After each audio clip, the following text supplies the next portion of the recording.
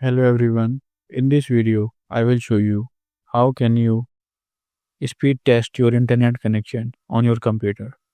So for doing this, press on Window key and then open Microsoft Store, and here on the search bar, search here Ookla. So this is an app from which you can speed test your internet. So here you can see it is showing speed test by Ookla. Now click on it.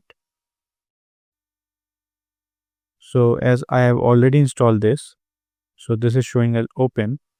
In your case, this will show as get. So by clicking on get, you can download this app. So now I'm opening this.